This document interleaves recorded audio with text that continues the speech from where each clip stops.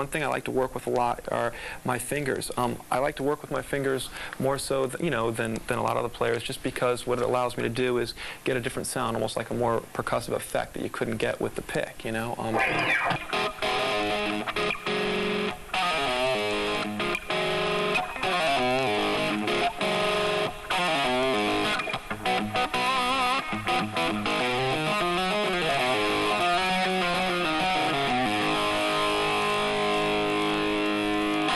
And I think by combining the two, you can ultimately kind of come up with something that's really cool. The pick is definitely, you can play very fast with the pick, and it definitely helps for hitting things dead on. That you don't really get to do with your fingers, but your fingers can work great for doing different things. For example, incorporating a bass line into your playing. I do that. The new song on the Hair Pick, the Hair Pick album, which is my third solo record. If you listen to the rhythm track of it, you'll notice there's always a bass line going throughout the whole thing. It's kind of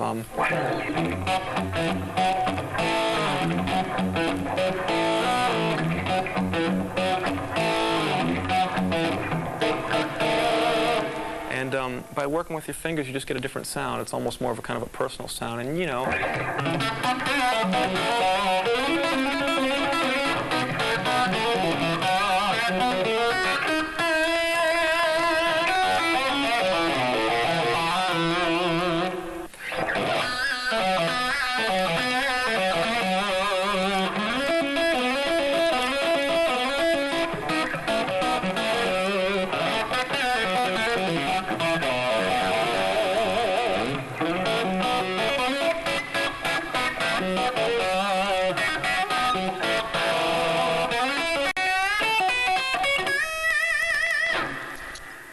As far as another reason for using my fingers is that also greatly helps me in working with dynamics. And I think dynamics is something that's very important because ultimately, if you come out on 10 and you play on 10 the whole night, by the time the show's over, it's considered to be a fairly boring show, which is sad but true. So with that in mind, it helps to kind of give a little bit of variation. For example, if you're doing a ballad song and then you come cranking out with a lead that's very loud and, you know, very over the top, it makes much more of an impression, you know, rather than if it were on a much crazier, heavier song. So these are things I like to work with, and I think my fingers, because it tends to give me a little bit more control over the note, really seems to help, especially for chords and stuff like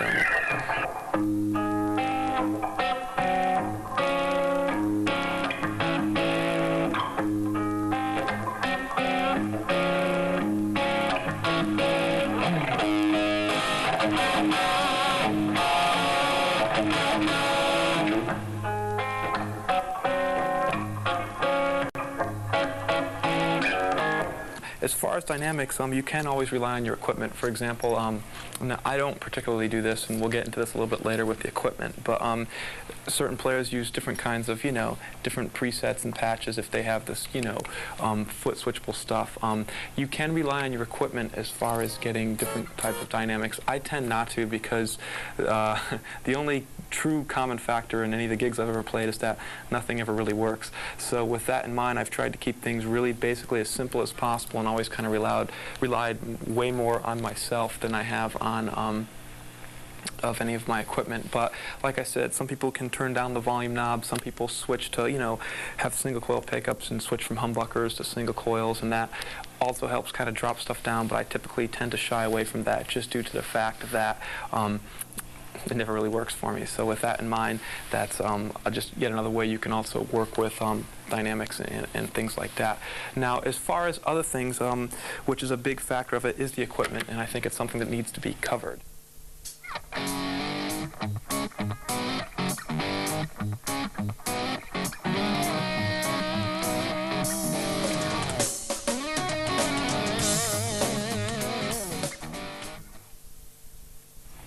As far as equipment, I mean, here's the basic rule. I mean, there really is no basic rule, and it gets down to this. Ultimately, what is truly going to work for yourself? And that's really the bottom line as far as anything else. What works for me may not work for you, and what works for the person next to you may not work for me. So with that in mind, it's basically a very expensive trial and error period if you really haven't discovered your sound. For example, I knew ultimately that I wanted to I knew the basic sound I was going for. I wanted a, fairly distorted sound that was pretty easy to play, but at the same time I wanted it clean so that you could hear the difference between all the chords. For example, if I do, if I'm playing a chord and I drop down a note, I want to be able to hear it. I wanted something that was very crunchy and yet clean for rhythms, but at the same time had the punch and was able to get through with the leads, and that was also something that was important. Kind of wanted the best of both worlds. Now, not only did I want it to kick through with the leads, kind of like,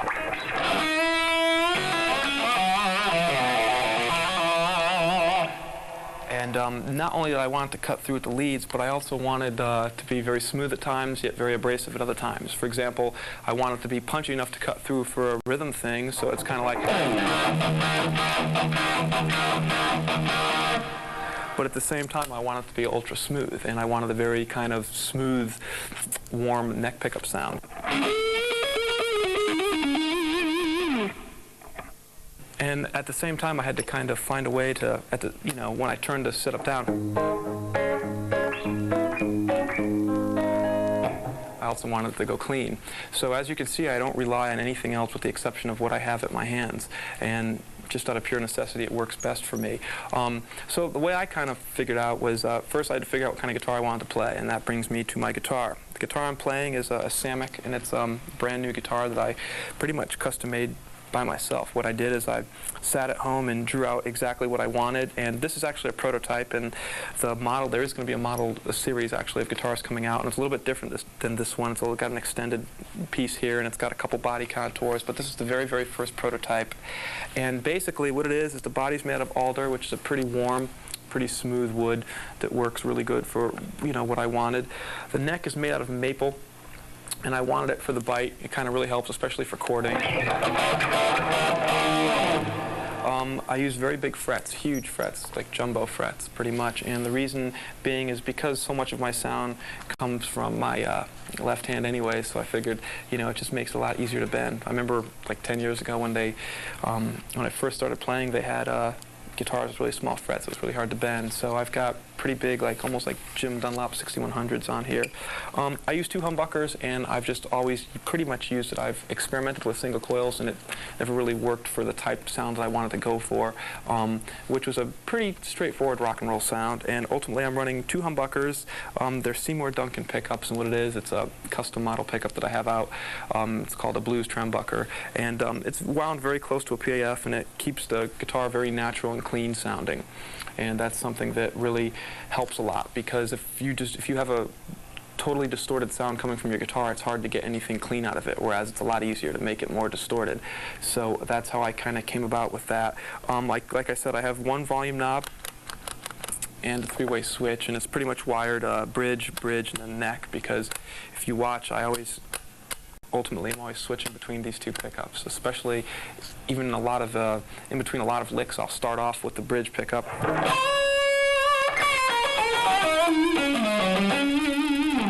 and I'll kind of start very high on the bridge pickup, work my notes lower, end up on the neck pickup, and what it kind of does, it just almost makes it a greater array of kind of what I'm doing, and it also freaks the sound man out a lot, so it's pretty cool to do. Another thing about it is that, like I said, I've got a Floyd on this guitar because my style is just kind of revolved around playing with tremolos. I like them because it allows me to kind of overcompensate for things working with the tremolo. A lot of disadvantages to working with the tremolo also, because it'll, you can't do a lot of the bending. It makes the strings go flat a lot of times, but you find ways of compensating for that. Sometimes I rest my hand on the bridge. Sometimes, I will just play around it almost, and so that's a big part of it. And ultimately, all I really do is run my guitar straight into my amplifier, which is back there.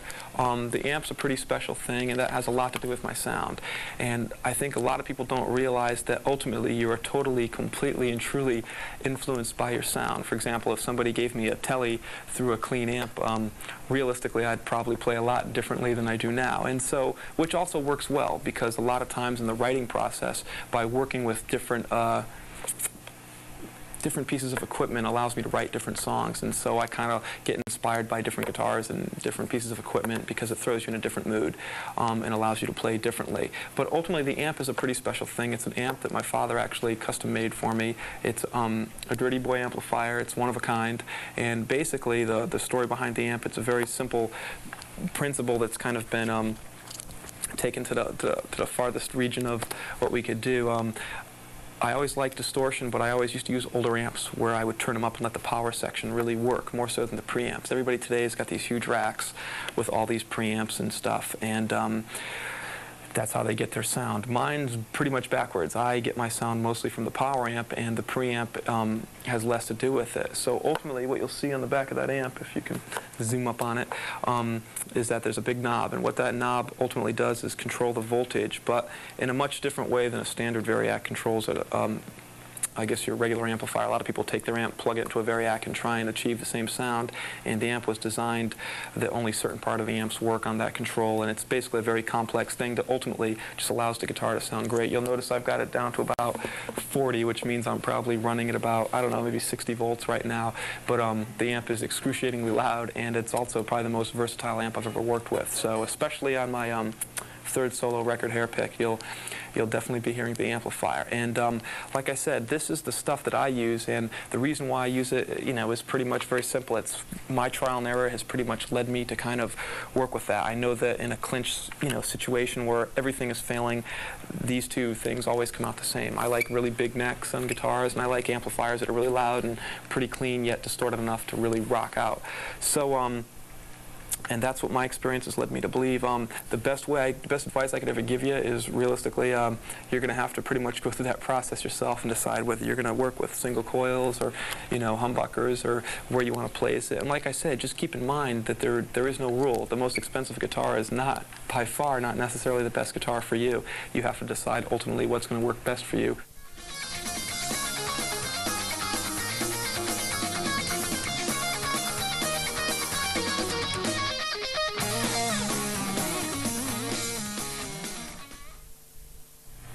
Actually, another topic that I'm very often asked about is practicing and exercises. Well, I don't really practice much, so I can't really tell you much about that, but I can tell you about exercises, because at one time I did do some.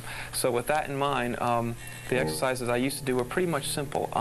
My biggest thing is I wanted to get my right hand up to par, because I think that was what was the most impressive, even though all my sound seems to come from my left hand.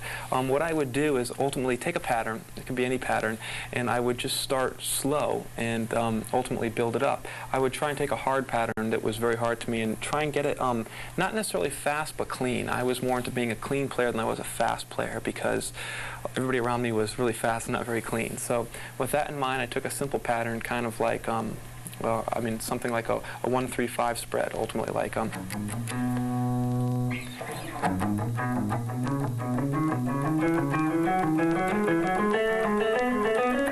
what I would do is kind of take that and ultimately move it up and down the neck, kind of like a...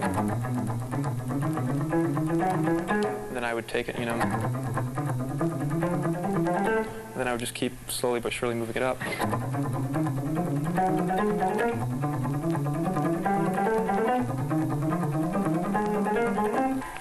And like I said, that's something that'll come basically just through repetition. Best thing I can tell you about exercising is don't try and do anything too fast, too quick, because ultimately it never works out. So take an exercise and basically start slow, and it can be any pattern. For example, a lot of people, the one I like to work with a lot is just something I made up, and it's not necessarily a musical thing as much as it's just an exercise thing.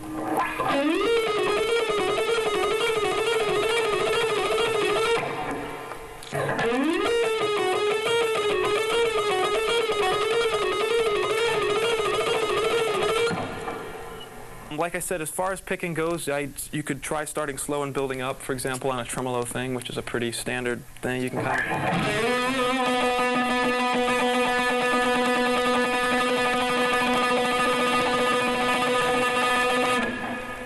Okay, another exercise that I try working with is I try taking a pattern and then I try and work it into more of a musical thing. And it's not necessarily to play it as fast as you can, it's just something that kind of ultimately worked out to actually be a part in the song. If you listen to the first track on the Hair Pick record, on the song Stinky Kitty, it's got a part that was originally just an exercise, and I ended up turning it into part of the song, like this.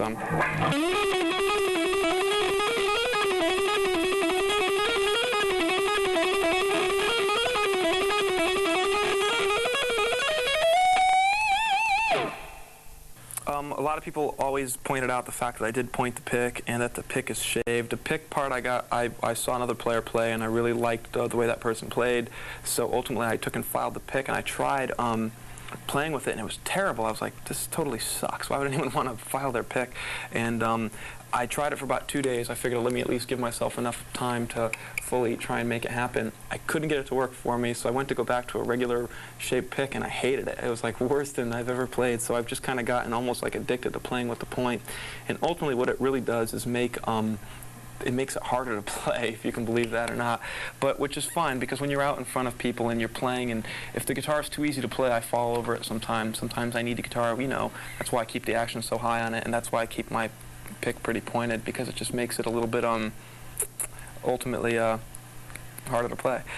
And also another thing is people always point out the angle of the way I pick, and it just came about because every player had a different, you know, feel. Van Halen would come up and he would just like kind of like hit over the top of it. And there were other players that would kind of pick in circles. And the only way I could really ever get anything the fastest I could possibly pick is when I did the tremolo thing and when I kept my hand pretty rigid. So therefore, it's kind of how I developed this really weird way to play, and I can't, you know, once again, you just fall into a groove, and it's not necessarily the correct way, but it just kind of works for you. And it's the most, it's the way I could play the fastest one I wanted to, but at the same time, because I would hit the guitar so hard, you know, a lot of people don't realize it, but if, you know, I'm just hitting the strings so hard when I'm playing, because I typically used to not really play with a lot of gain or a lot of anything but pure volume, and you'd always have to really hit the guitar as hard as you could to get it to work for you. So that's ultimately how I came out with it, and I really think as long as you position your right hand somewhere, it really helps. Some people position it up here on the guitar. Some people, you know, put their fingers out and use their palm. But ultimately, because I had a tremolo on the guitar, I could never rest my palm on it. Otherwise, it would get... I always had really bad tuning problems. So ultimately what I would do is position my hand either with this finger or my middle finger, and I would pick everything around it, and it just kind of helped. If I wasn't, you know, really coming down on it, I would position my hand. So, and I wasn't even aware of that till I saw a picture of myself playing, because these are things you just develop without even realizing it.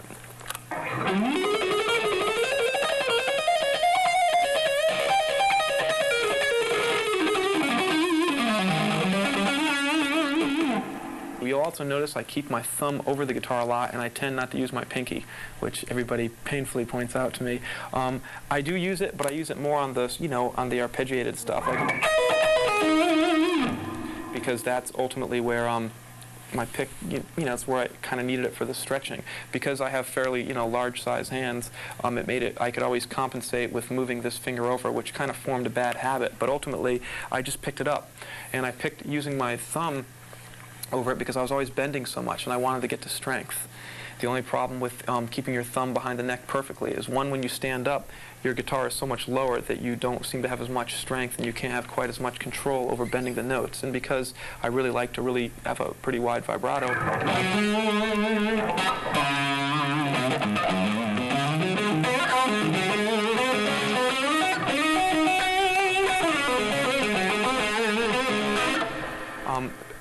because I, you know, pretty much played like that, I always kept my thumb over it. And it was really good because when I was doing a lot of the bluesier stuff, it really worked out for me.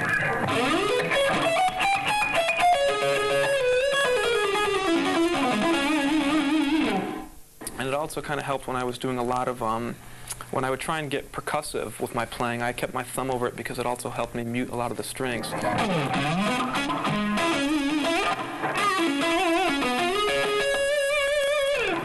You also notice when I'm doing a lot of that stuff, it's all downstrokes with the pick. When I'm doing a lot of...